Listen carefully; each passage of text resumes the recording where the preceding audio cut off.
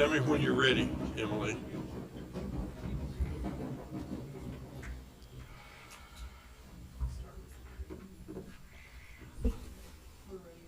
Bishop Bolden, will you lead us in a word of prayer, please? Sure, appreciate it, Father Lord. We thank you for this opportunity once again to serve this great city.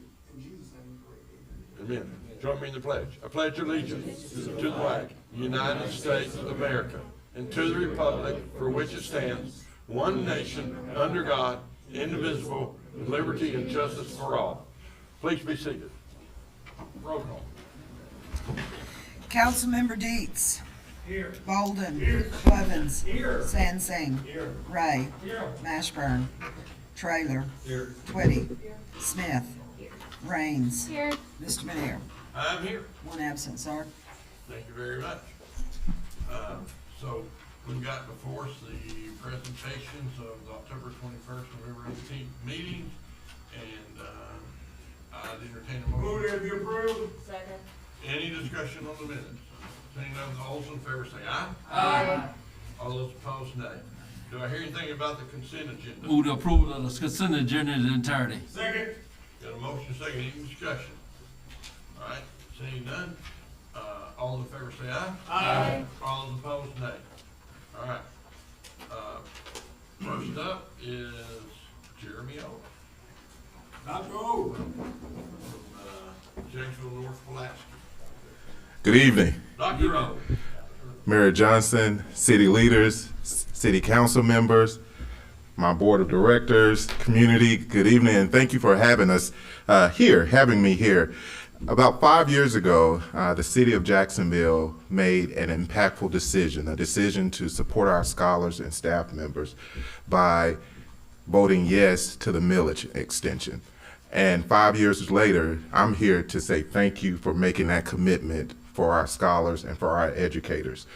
And to be good stewards of the funds that you have entrusted in us, we have launched an aggressive marketing campaign to make sure that not only do our scholars inside of Jacksonville School District, Jacksonville North Pulaski School District, are aware and appreciative and know of the commitment, but also the surrounding communities, because our goal is to increase our enrollment. In fact, a couple of weeks ago, our first ADM, official ADM, the average daily membership, we received that we have grown by 100 students. And so we want to continue to have that upward growth. And so part of the aggressive marketing campaign, you would notice some billboards, more are to come, but we also have a commercial that will start airing next week. And so we wanted to show it to you, to be the first group to view the commercial before Channel 11 views it or airs it. I like Channel 7. I just kidding with you. I'm just kidding. I love them all. We opened the campus of Bobby G. Lester Elementary School, combining the campuses of Tolleson Elementary School and Arnold Drive. That was a short commercial. We're in the age of technology. One thing we have noticed, we need to monitor and adjust at all times. So. In August of 2018. Maybe click the speaker icon. What is that? On the left corner. Oh, no.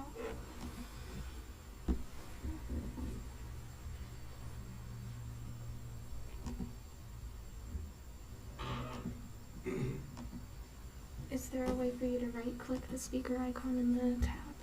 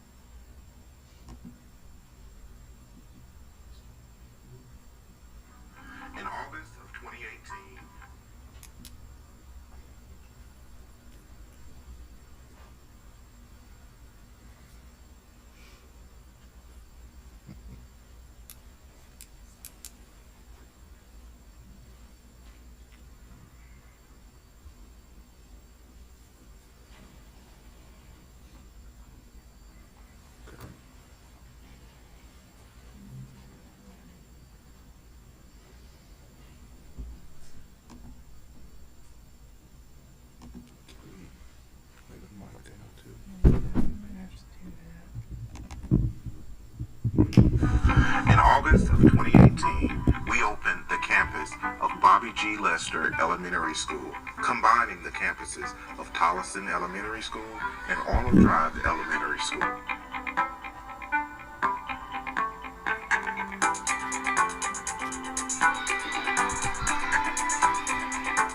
In August of 2019, the state-of-the-art campus of Jacksonville High School opened for all scholars.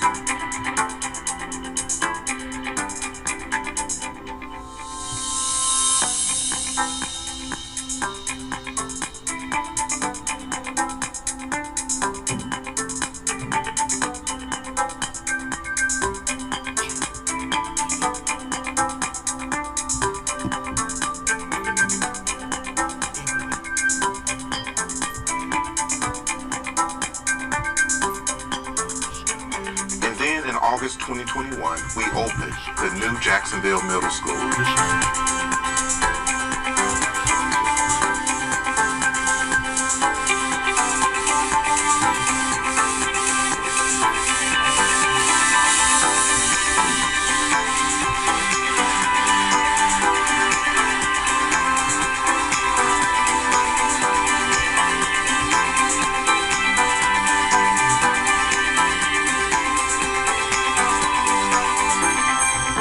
January 2022, combining Warren Dupree Elementary School and Pinewood Elementary School, we opened the new Jacksonville Elementary School.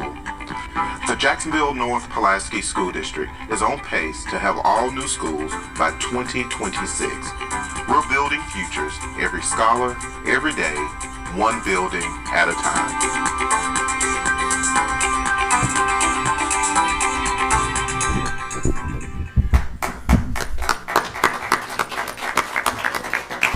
Thank you.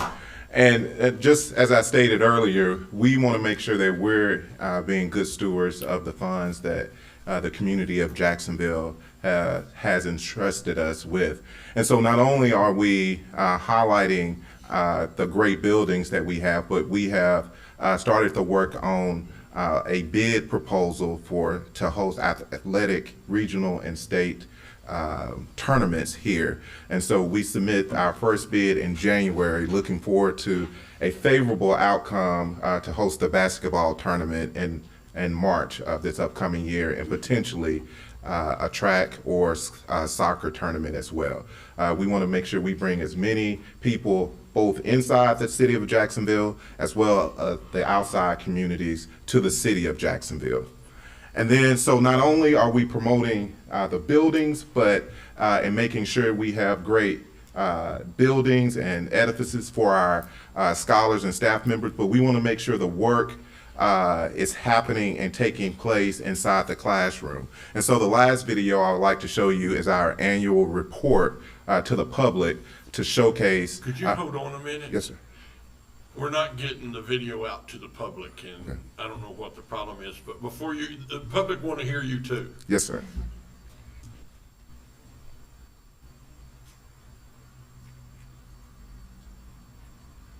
There again, isn't technology great? When it works, it works. When it works, it works. When I'm in charge of it, oh no.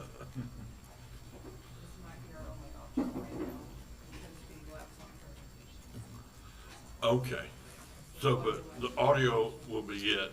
All right, for those watching, because of the presentation and his computer interfering with ours, we're not able to do video right now, but you can hear us and hear him. So sorry to interrupt you, Dr. O. Just are you fine, Mayor? So we're just gonna have to live with audio for now.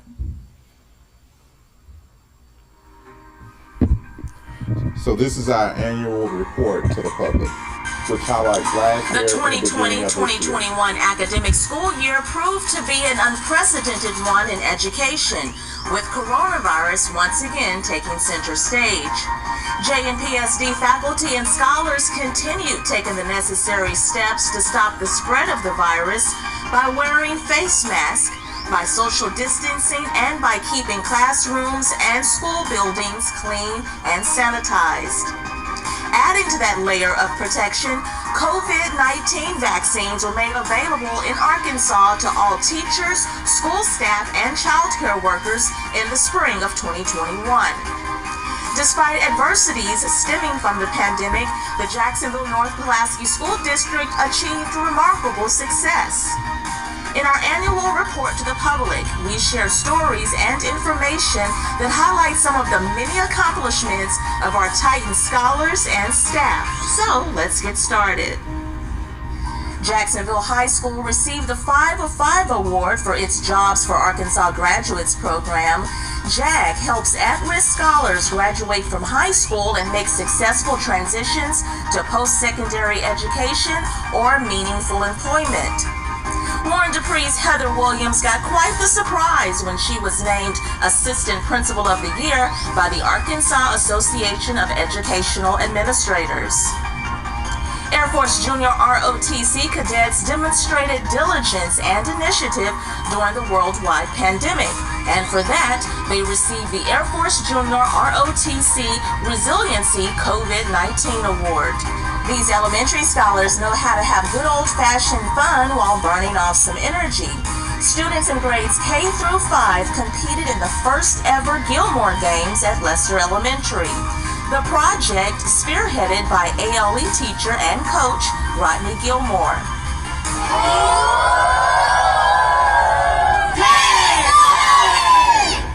Pinewood scholars do not mind calling the hogs, especially for one of their own. Razorback star and Jacksonville alum Devontae Davis had everyone talking about his game-winning shot back in the spring in the Arkansas Razorback game. So, of course, local television crews just had to visit Devo's old elementary school to talk with his former teachers and coaches.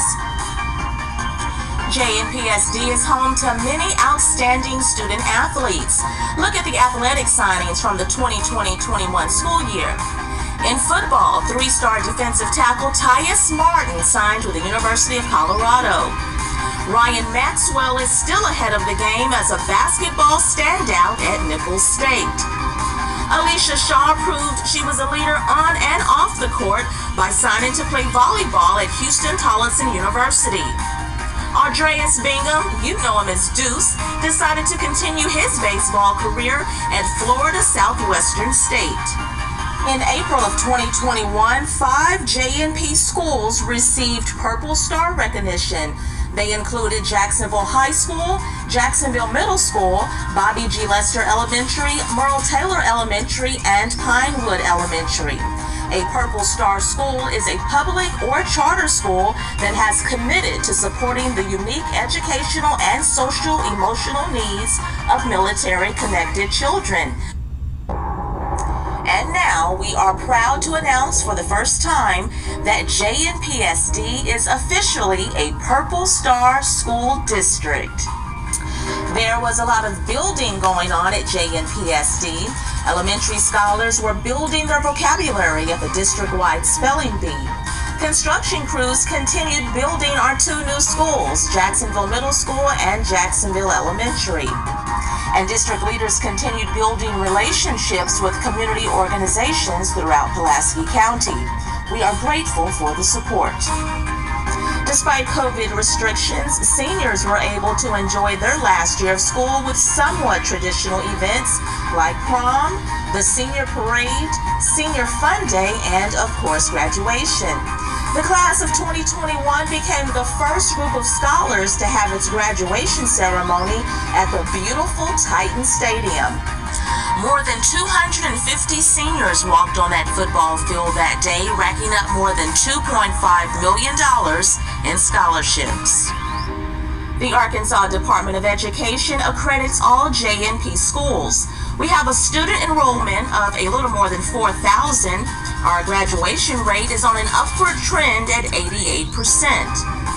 We believe in the importance of equity, excellence, growth mindset, relationships, and positive cultures.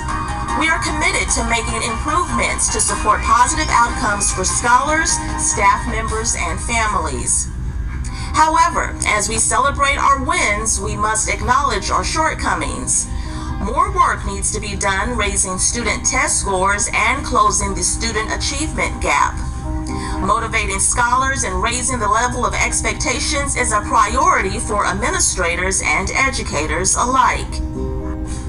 District leaders are confident these deficiencies can be resolved by implementing goals and executing a plan of action. You can find the board-approved district strategic plan on our website, www.jnpsd.org, located under state required information. We will continue to improve education with innovative programs, new technology, teacher training, and quality infrastructure. We are currently on track to have all new schools by the year 2026.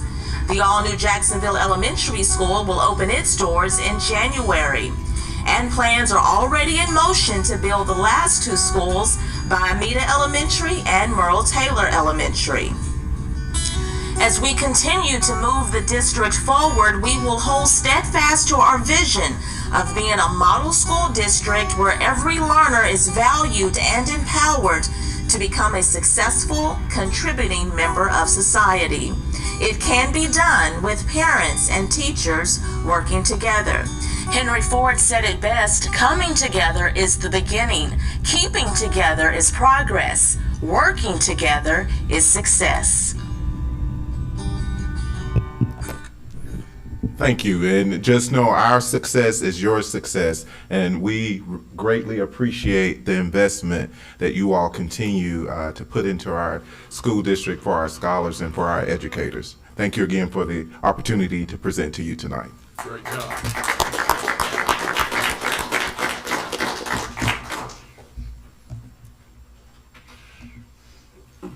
Does anyone have any questions of Dr. O before he gets out of here? I want to say great work. Keep it up. We're glad you're back. Impressive videos. I do have a question, and thank you so much for the presentation. Can we get a copy of the annual report video sent to us? Yes, we'll have it sent to you. Actually, the link, it's actually linked to our website, but I can send that link out to you all. Awesome. Thank you. Thank you. Can I say something? Yes, sir. Appreciate Jacksonville, North Pulaski School District. Appreciate your leadership. Glad you're in the leadership seat, and I'm glad you got the board we have. All of us who participated in fighting for our district, it makes you feel real good when you see stuff like this. So, again, stay motivated and keep it going and stick with us.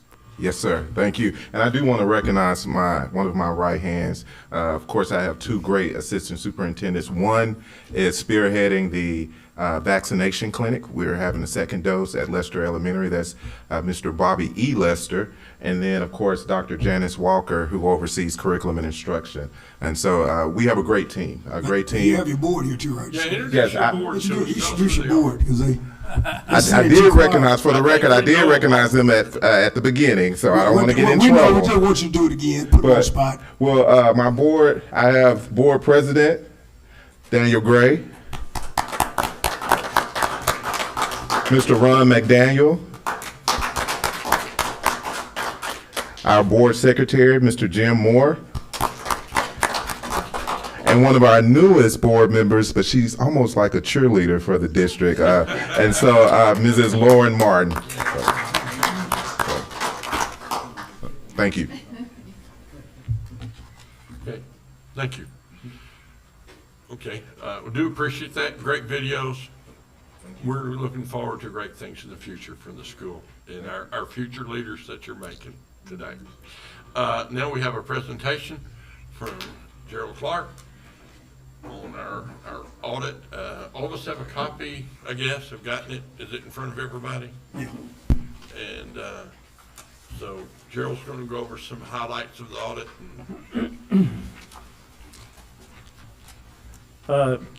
Good evening, Mayor and council members. Good evening. Seems to be an evening for annual reports, and that will certainly be a hard one to follow. But my name is Gerald Clark. I'm a CPA with the firm McAllister Vaughn Jacobs, located here in Jacksonville.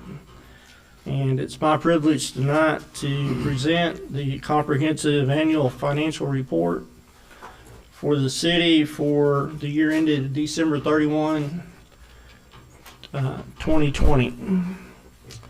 I'd like to tell you a little bit about the report itself, and then I'll point out a few financial highlights, if that's okay. Calendar year 2020 marks the 24th consecutive year that the city has published a comprehensive annual financial report. The report is prepared by the city's finance department and audited by us. The purpose of the report is to provide the city's elected officials, citizens, bondholders, and other interested parties with detailed information concerning the city's operations and financial position. Each year since 1997, and including the 2019 report, the city's CAFR has received the Certificate of Excellence in Financial Reporting. This is awarded by the Government Finance Officers Association of the United States and Canada. The Certificate of Achievement is a prestigious national award recognizing conformance with the highest standards for preparation of state and local government financial reports. And we've also, Cheryl has also submitted the 2020 report to the GFOA for award consideration.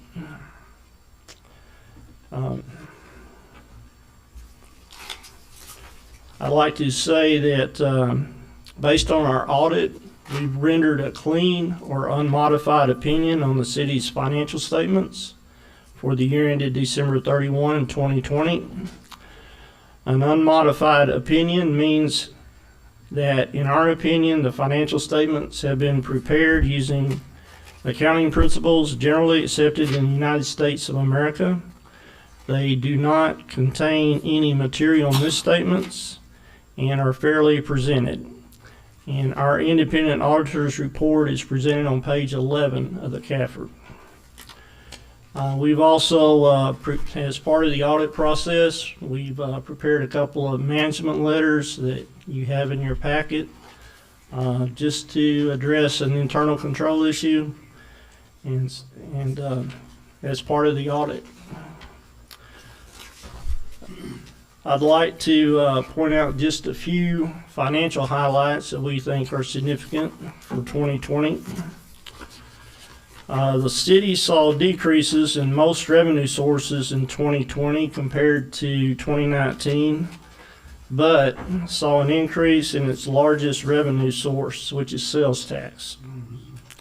Sales tax revenues, which account for 61% of all city revenues, were $15.9 million in 2020, and this was an increase of 9% from 2019. Part of this growth in sales tax, we believe, is attributable to Act 822 of 2019, which was passed by the Arkansas General Assembly, which allowed sales tax to be charged on purchases from out-of-state vendors, even if the vendor doesn't have a physical presence in the state. That act became effective July 1, 2019, and so 2020 was the first full year of tax collections under this act, and we think that's a reason for the increase. The city's second largest revenue source, which is intergovernmental revenues, this includes state tax turnbacks and grant revenues. These were $6.3 million for 2020. This was an increase of 14% over 2019. And that increase is primarily attributable to the coronavirus pandemic and to the state's allocation of funding from the Federal Coronavirus Aid, Relief, and Economic Security Act, otherwise known as the CARES Act. And this was received by the city for the city's police and the city's fire department EMS response to the pandemic health crisis. The city received and spent federal awards totaling $1.5 million in 2020 related to the COVID-19 pandemic. In 2020, charges for services, which represent nearly 4% of governmental revenue. This as a revenue source declined 4.3% due primarily to the impact of the coronavirus on parks and recreation activities, fines and fees, and licenses and permits. Utility franchise taxes came in at $1.1 million, which was just a slight decrease from 2019. Total 2020 revenues were $26.1 million compared to $24.3 in 2019, which was an overall increase of 7.6%. Most categories of expenditures, with the exception of public works, increased in 2020. Public safety expenditures, which include the city's police, fire, and emergency communications department, these together accounted for 57% of city expenditures. Overall, total expenditures were $23 million, an increase of 3% over 2019. And expenditures for 2020 were 88% of 2020 revenues. The city's general fund finished 2020 with a fund balance of $5,113,000. This was an increase of nearly $2 million from the December 31, 2019 fund balance. And for 3 consecutive years now, the fund balance of the general fund has increased in excess of $1 million per year. General fund revenues of $22,600,000 were $734,000 over budgeted revenues, while general fund expenditures of $19,415,000 were $619,000 under budgeted revenues for 2020. Transfers out of the general fund were $480,000 and $165,000 respectively to support the operations of Emergency Medical Services Fund and the AGFF Shooting Sports Complex Fund. Additionally, $585,000 was transferred out of general to pay debt service on the 2015 capital improvement bond issue.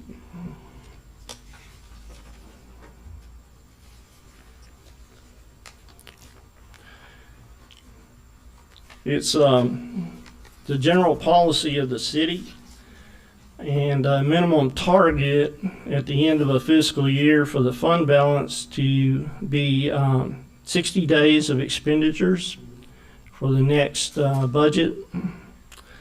I'm pleased to say as of the end of 2020, the balance of the general fund balance was approximately 88 days of the 2021 All right. budgeted general fund expenditures. This was up from 56 days of reserves at the end of 2019. And this minimum level of fund balance is required to ensure funds availability for unforeseen emergencies that might impact the city's ability to pay for basic operations and also to guarantee the payment of debt obligations. So that's a real good measurement there. That's about all I have. I'd like to conclude by encouraging you to read the management's discussion and analysis in the report.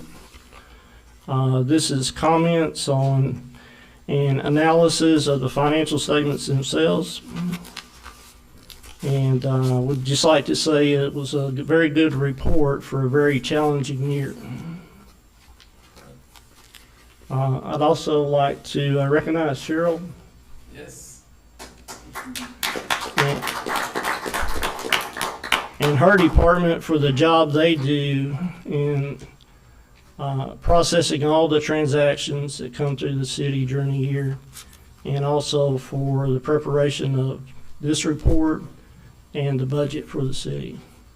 They certainly do a tremendous job there. And finally, I'd like to thank you as a council for engaging us for auditors to be auditors for the 2020 report. Thank you very much. We have some questions. Councilmember Traylor. Yes. And we had some applause there for that 88 days. Do you have there in front of you where we were in 2017 and why the applause? And there's a chart in that handout. I mean, we were way below the 60. Right? Yes. Yeah, single digits. We were at 4.2% of the 2018 budget. And that number's increased to nearly 25% of the 2021 budget. The fund balance at December 31, 2020 of the general fund. Other questions of Gerald for? That's not a great, that's awesome. That's awesome, yes it is. Yes. It's hard work by everybody, including y'all. Okay, any other questions? It helped, the pandemic funds also helped tremendously in that. Gerald, how long have you done this audit? So this is my 40th audit for the city. My first one was the 1979 audit. And you were about 12 or so. So I want to give Gerald and his company a round of applause, and we're going to miss him. He's retiring. We could have never asked for a better auditor. We appreciate you so much. Thank you very much. It's been a pleasure to work for the city and all the great employees and who every day demonstrate their commitment to their jobs. And you're always welcome to visit. Thank you. Any other questions or comments for Gerald? No, you said what I was going to. Okay. All right. Thank you very much. Thank you. All right. We have a couple things that aren't on the agenda. One is the district judge was asked to be here, and she is here. If a council member has a question, I'll call her forward. If anybody has a question of the district judge, she got through her docket today and is willing to come here, and we didn't know, so I didn't put her on the agenda. But does anybody have any questions of the judge while she's here? Well, I don't really have I have a question. Sure, come on up, Judge. We like to see you and know who you are, and appreciate your hard work. Okay. And like I said, the reason I think you were asked to come is because of the question I asked Okay. in our budget review. And let me give you just a little bit of background. I mean, I understand that the police department is not a money-raising activity for the city of Jacksonville. The fire department, we're providing services to the citizens with that. So is the parks. That's another one. But in my mind, I can't grasp around how we should be spending more money than we're taking in on fines and the courts. Right. And that's what probably spurred. Okay. I'll start by saying, of course, I mean, I don't know if I've met each of you personally. Usually when I'm here, I try to introduce myself and let you know I'm here. I am glad to be here today to address any concerns. And just as a courtesy to my fellow elected officials, if somebody brings something to my attention, I'll be more than happy to address it. As to your question specifically, you may know I'm the judge for Maumelle and Jacksonville. And I used to be in like Wrightsville and Kamak Village. And I've had that question posed to me many times before. My answer to that is, just as you guys did, I took an oath.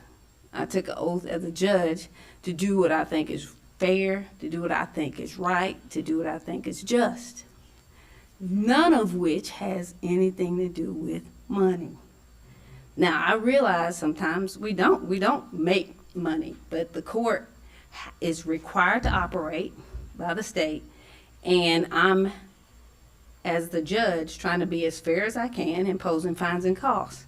But I have to admit to you that I don't consider as to whether we're being financially independent in assessing fines. I assess fines based upon the alleged facts. I assess fines after I found somebody guilty. They plead guilty. But I will tell you that in an effort to become more efficient, financially more efficient, That's why I asked for the position that I asked you guys to approve. I asked for a person that's going to help me with accountability regarding the fines and costs that I do impose. And I think that's where I'm starting. And the chief and Ms. Friedman maybe, I don't know, I may be assuming this, but we've been working together diligently in an effort to try to make the court as efficient as we can. I can't make any promises about money, but I can assure you that we're addressing issues of concern. Recently, I did have a talk with the prosecuting attorney's office. A lot of times, I mean, I do give them deference about some cases, but there are some things, if they want to offer someone such as passing something for 6 months and it'll be dismissed as they get no others. Well, it's one thing for that to happen at the beginning of the process, before my clerks have to issue subpoenas 3 or 4 times, continuances. If that occurs, I tell them that I'm going to assess court costs for the person to get the benefit of it. However, if they articulate something that is that will make me feel like it's just to make an exception to that rule, such as the other day somebody needed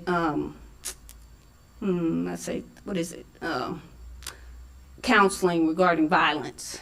And if that person's financial means are such that they better spend the money to save the family by taking the classes and paying for them, then that might be a situation where I would not assess court costs.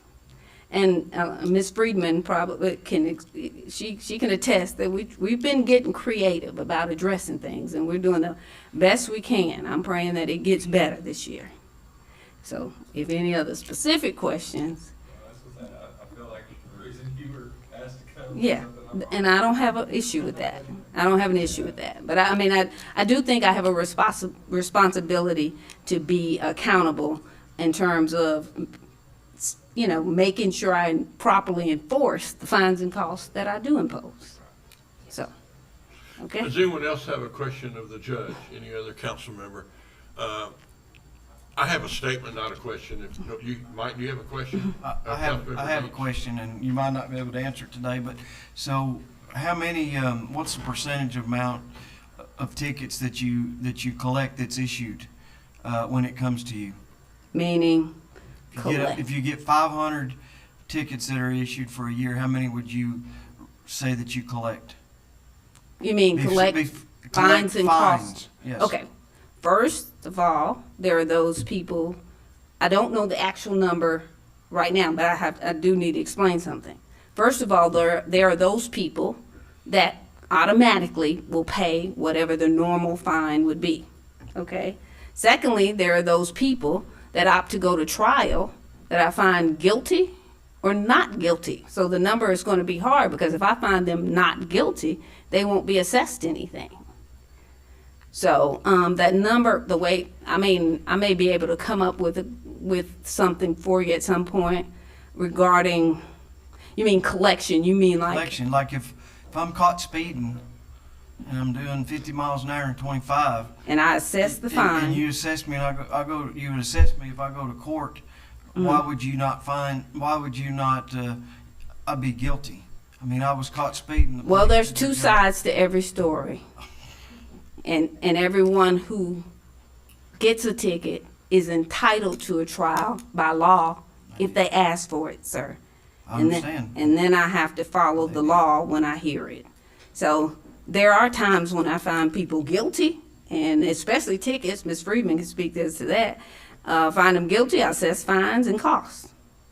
And there are times if I find them not guilty after a trial, of course they don't have to pay anything.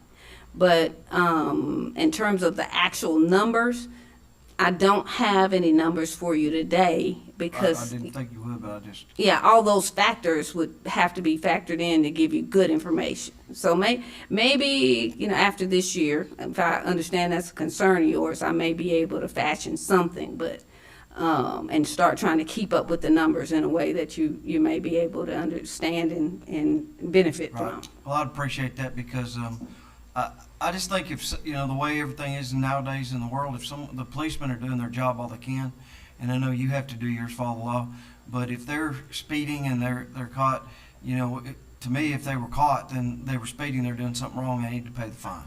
And that's part of what that new position was, so we Right. can be more efficient in enforcing my orders. Right. That would be holding people accountable for things just as what you're mentioning. That's what I would like Which would- the office to do, and that would, if they're fined and that brings the revenue into the city, it gets us higher and it gets more money, and I think maybe people learn if they get fined. I understand. Sometimes the only way that people learn is if they get fined. You can give them warnings and that, but the money matters. So basically, they pay the fine, comes in the city, we have more money, and they got their justice. So long, Councilman, that you understand that can't be the premise I operate under. All right, Any other questions of the judge? Okay. all right. Oh, Now, do you have a question? So a lot, I guess I'm assuming because this could help the city. In a way, I mean, if people have community service, And that's that's going to be a cost that we're incurring on the administration side that we're not going to see revenues from. Correct. when you But if those people were doing community service for the city, then it is helping us not have to pay someone to Correct. do that job. Correct. So if the community service was more directed to working, I mean, maybe the city working together more with making sure the community service got done, then they could work off their fines by providing a service to the city. So in essence, we are getting paid for that. And admittedly, we had a hiccup this last year regarding the community service. I do allow people to work off some of their fines for community service. It's always been my preference to start with the city for those who are interested. But the groundwork of it kind of fell apart. I have had a meeting with the chief, and we have a plan, and we're working on trying to get that implemented and that restarted the first of the year. So that does benefit a lot of people, and it benefits the city. But for the record, that's always been my preference. It's just my thought about it, handling it has been a little bit different. So we're working on getting that part implemented as well. That was part of why I asked for that position, so we could be more efficient regarding accountability.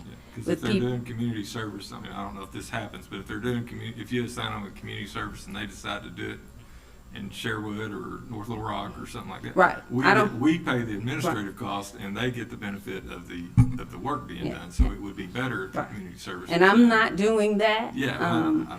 I was sending Luckily, them I to the don't know. county as a last resort after we had the little hiccup, but we're working that out. So Okay, now, thank you. we have always started with the city for those who could work Monday through Friday. And then if they couldn't, then I would send them, to the county. So I am giving Jacksonville the preference.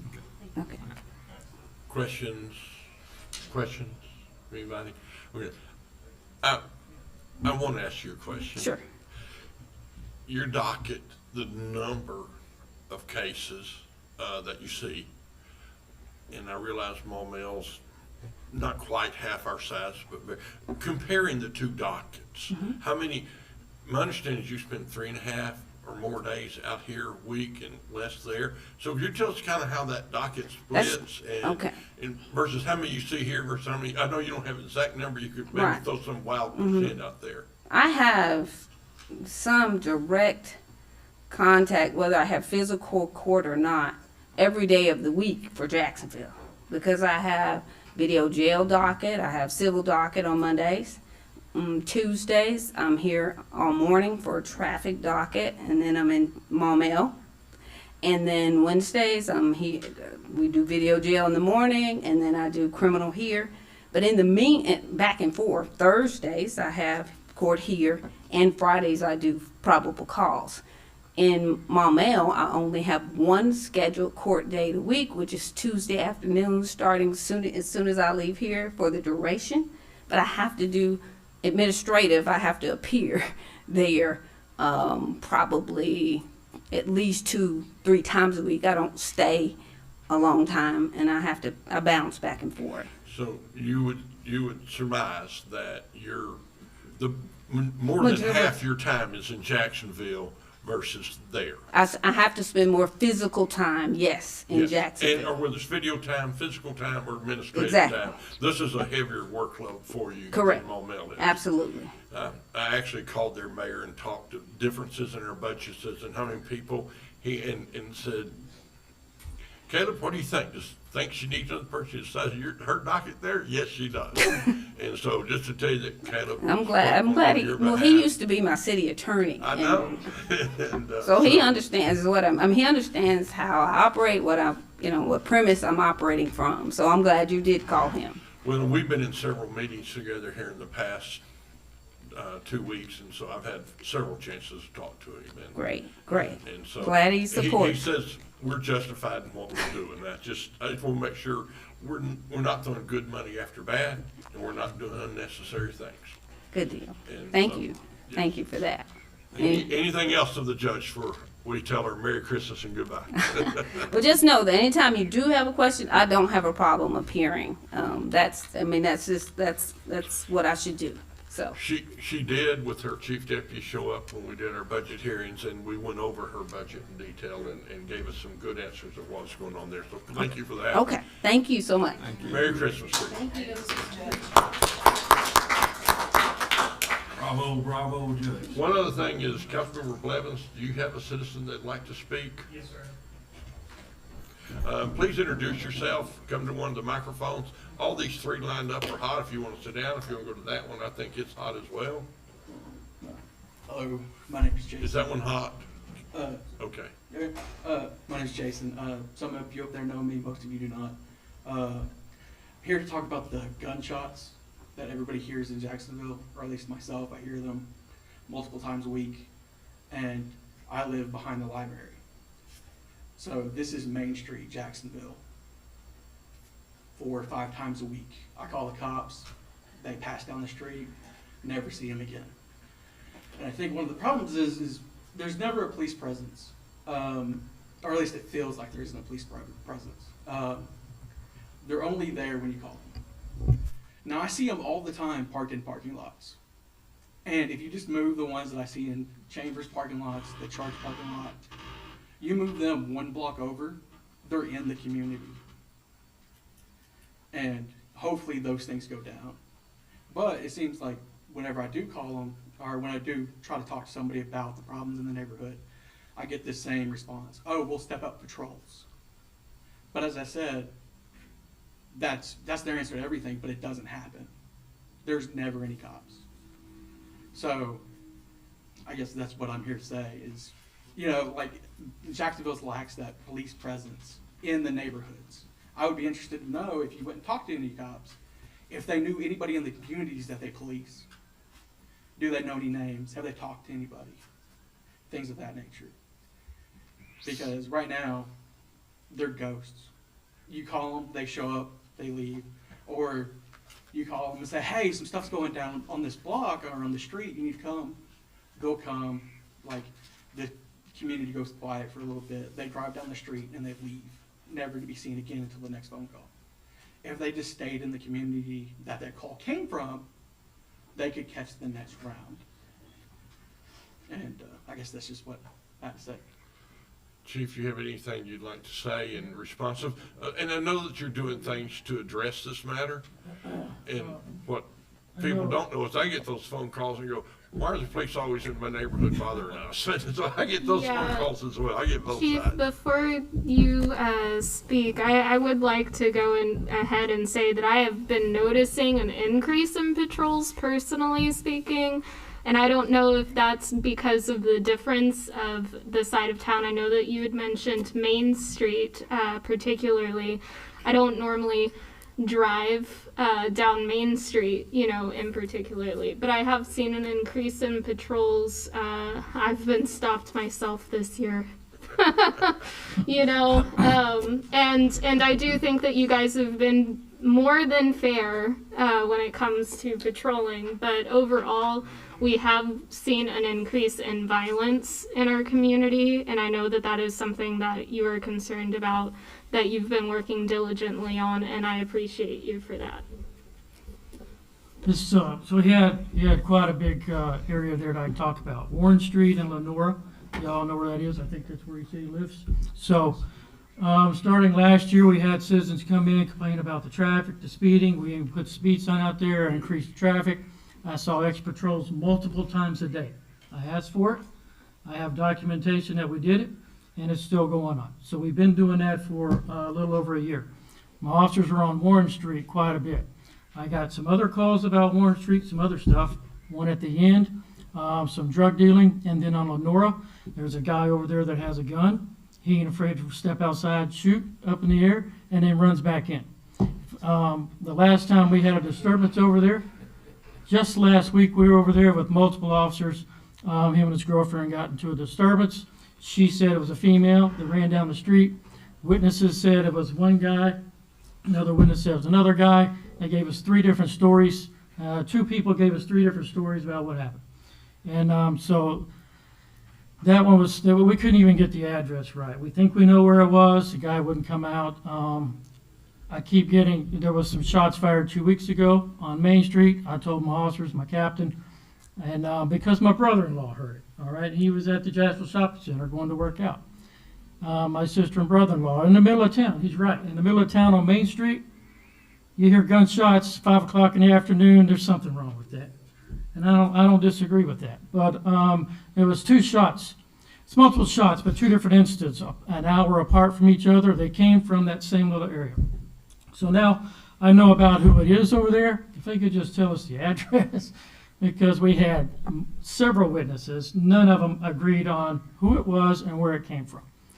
And that's typical. If you guys know and you watch the national news, violence is up across the country tremendously everywhere. Gun sales were records last year. NICS checks, the FBI background checks for purchasing a gun. 2020 was set the record. 2021 is in second place. There are tons of guns out here, way more guns than there should be. 16-year-olds, 14, 15, 16-year-olds are shooting these guns, and I can't do a whole lot about it. We're trying to get them off the street, but we're doing the best we can. That's all I can say. When it comes to Warren Street, I just saw patrols just yesterday. I read the blotter every day and make sure they're doing their job, and we're over there almost every day. They may not see us, but a car drives by. You may not see it every time they do, but there's a couple. They're trying to catch those people with the guns. There's another area there I was going to go into. Oh yeah. So I'm kind of proud, actually. Now, our gunshots for this year are around 200 calls. We don't even know what it was last year because I didn't start tracking it. I made a category for that in May of this year, and that's when we started tracking it. And then we went back from January to May and hand-picked those out of there. I hired an analyst just to do that kind of stuff for me. So we're around 200 right now, which is high. It is really, really high. But I can tell you this, homicides are down 75%. We've only had 2 so far this year, from 8 last year. Shootings are down 22%. We had 18 last year, we're at 14 this year. And if you look at the monthly report in the agenda there, there's a lot of things that are down. So we're doing pretty good in the areas that we can. I'm 11 positions down right now, but I think things are really going pretty well. The gunshots are driving me nuts, and that's something I plan to work on next year. Actually, I just read a study, and I got a plan in place that I want to do after I get some accreditation stuff done at the beginning of the year. So I'm fixing to make a special unit. I don't want a special unit because I have the manpower for it, but I'm going to make a part-time unit just for a couple nights a week. And I've seen a study of how we can reduce the gun violence and the gunshots in town. So that's coming up. Sounds good. Sounds good. Any questions of the chief? I know you have someone else to do. I do have a question, and that sounds absolutely amazing. I can't wait to learn more about that. I know that we have a citizen program, like a citizen training program that you guys do, but I was wondering, like, from a citizen's point of view, like, what is there that I can do, you know, when I'm at home, you know, because, I mean, I've had the person that just walked right into somebody's house just down the road, you know, so Like, can you give us any tips or advice, or how can we work with you? I've got so many tips in my head, I couldn't give you that right now. It depends on the crime and the instance. I know a lot of stuff, but it's all in my head from years of experience. All I can say is, don't be discouraged. Continue to call the police. And for the people on Warren Street in Lenora, I want them to continue to call because that's how we know what's going on. Right. And that's how I direct my patrols. And if I know where the gunshots are coming from, and I kind of have an idea right now. Also, if you recall, I created a community outreach officer. That position, he's kind of learning some things right now. We have some stuff coming up for that. I'm working on accreditation. Our department's been trying to get state accredited since about 2010. And no chief has done it or seen it through. And right now, I'm the farthest and closest to being accredited, state credited, that we have ever been right now. And it's going to be about probably around the end of January. I'm looking at to have the evaluators come and do everything. It's a ton of paperwork and stuff. Right. So my top priority is getting accredited, and then I'm going to start some other programs that would take manpower, but I'm not taking away from accreditation right now. But because we're really, really close to that, and that's going to be good for us. So what I'm hearing from you is keep calling. Yes. So be vigilant. Yeah, a lot of people say they don't want to bother the police, but that's what I pay them for, is to be bothered. Right. And I don't want them sitting in a parking lot if there's some other stuff to do. Now, if you know this time of year, car break-ins go up. They are accustomed to, on night shift, checking businesses. They check businesses all night long. They rattle doors, look for stuff, watch people, but I want them in the neighborhoods right now, so that's my big push. Because the car break-ins, checking their door handles. So if I had to give you a tip right now, it's just take the stuff out of your car. Because it's hard for me to feel bad if you leave guns, purses, wallets, and all that stuff in the car and it gets stolen. It's really hard for me to feel bad for you. Medicine, we're going to yeah. investigate it, but just take it out. Right. Okay. Any questions of the chief? I've got a comment, Okay. not a question. The other night, I saw a very good report on KTHV about our police Yes, department, yes. police chief, and I'd like to say that's a very good report, very good for Jacksonville, and thank you.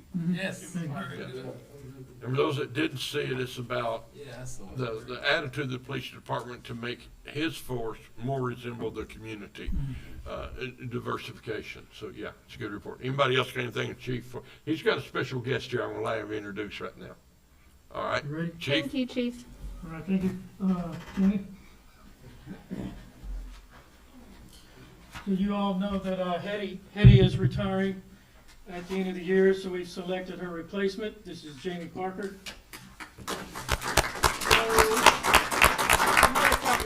Glad to have you with us. She has been with the animal control since June, I think, and has a lot to learn. You know, going from lieutenant to department head, I'm still learning a lot of stuff. POs, purchasing, all that junk.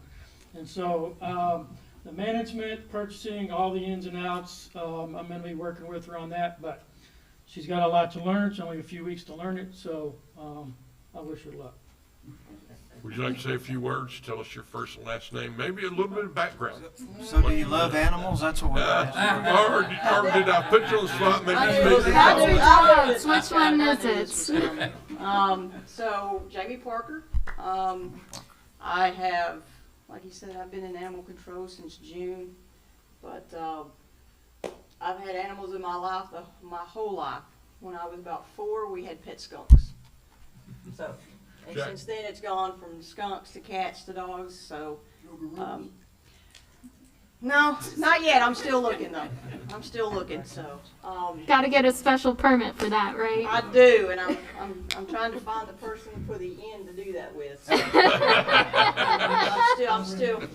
I'm still looking around. I've been married for 5 years. I have 3 fur babies at home. I've got 4 siblings. I'm prior military. I'm prior law enforcement.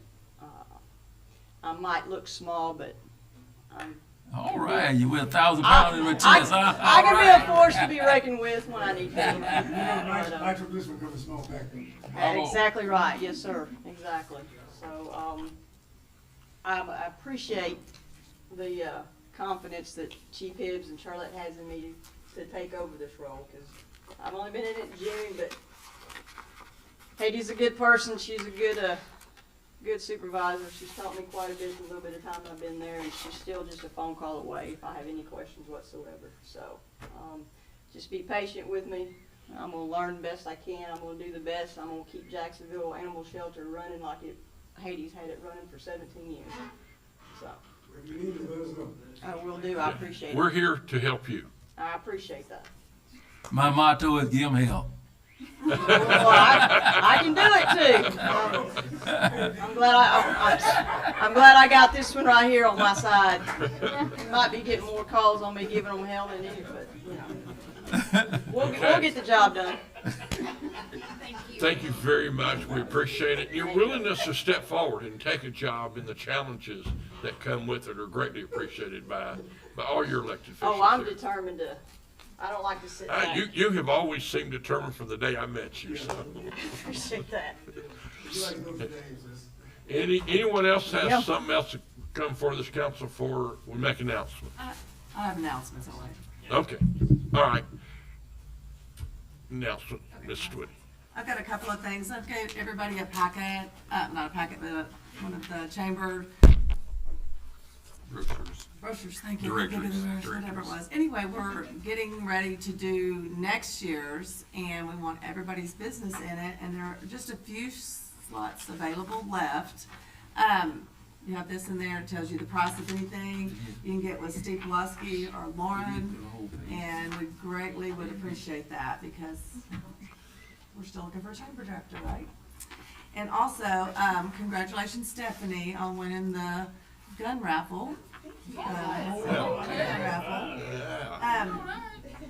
This Saturday, Brett, you probably could have announced it as well. Shop with the Cop is this Saturday. They're needing help, guys, a lot of help. So the Jacksonville Police Department is at 7:45. They've got 80 students they're going to be shopping, and we need a lot of help. That's the FOP, but it'll be the officers, technically. Last I heard today, they had about, I'm going to say, almost $8,000 raised, and which is good. SIG was a big sponsor. They've raised about $3,500 just for that. They're the biggest sponsor.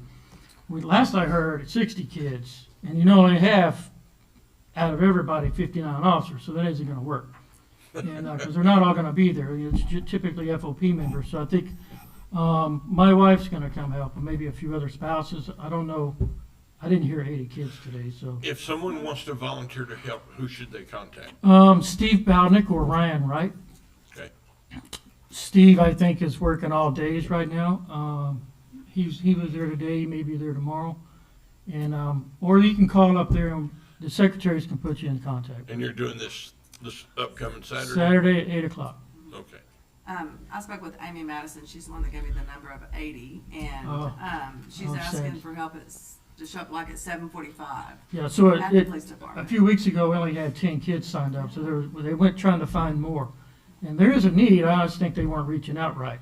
So I heard 60 yesterday. I didn't know 80. I don't know how we're going to do that. You said it starts at 8. How much time would we're going to meet at the police department. The volunteers will be there at 7:45. Kids are supposed to be there with their families at 8. And I think there will be just a small discussion about how it's going to be coordinated, and then we will go to Walmart. Walmart's going to be there too. And they're trying to figure out how they're going to do it in shifts or how we're going to do it. They were working on it today. I hope they came up with something. But this is the FOP, not the police part. I'm not in charge of it or anything. So this isn't the first year that we've done this, correct? I've been here 26 years. They've done it way before that. Yes, I don't know. yes. It's just the largest group we've had. Probably so. Mary, can we give you a donation tonight? Who can I give a donation to tonight? I'll give one to them. Okay, I'll give it to you before I leave here tonight. All right. Donation. Okay. But if it's a check, it needs to be made out to the FOP, Jacksonville FOP. All right. I left mine blank. We'll leave it blank. Aren't they spending $100 per child? They were discussing going up to 150, I believe. I was in class all day, and I don't know what they came up with, but because we had we got more money raised, so they were gonna do at least 100, but then they were talking about 150 or 100 and some gift cards. And I don't have an answer for that. I don't know. I'm not in charge of it, so. All I got is 100, so that's all I got. So. And that's You give what you what a can. tremendous gift for these children that might not have anything at Christmas. You know, You're very good. I will say that in the years that I've done it, it is very rewarding for us because we do get the kids that really that need it. But a lot of times they don't buy toys from themselves. They buy clothes, they buy food, they buy stuff for their family. It's really a good deal. And a real good thing you do. It's good program. Anything else? I have an announcement. You have an announcement, okay? I only have a whole bill,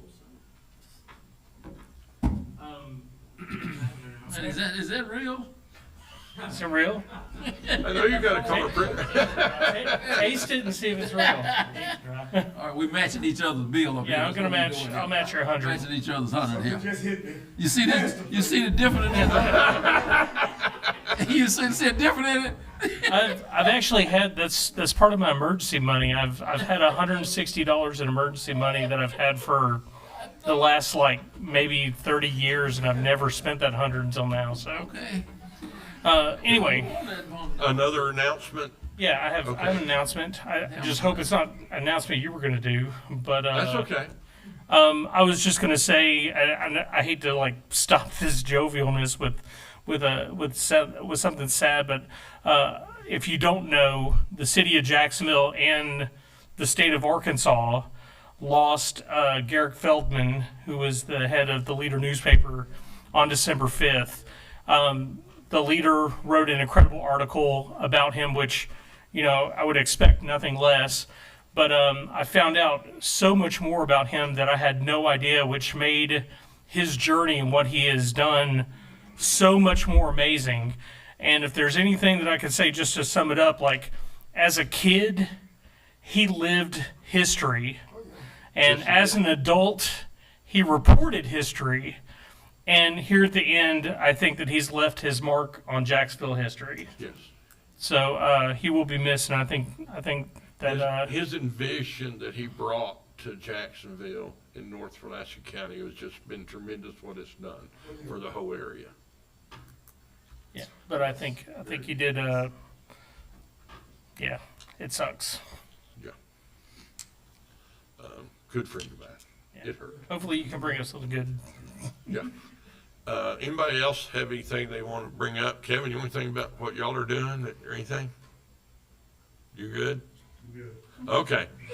All right. So before we dismiss, I'd just like to tell everybody, have a very Merry Christmas. Enjoy your family. Be safe.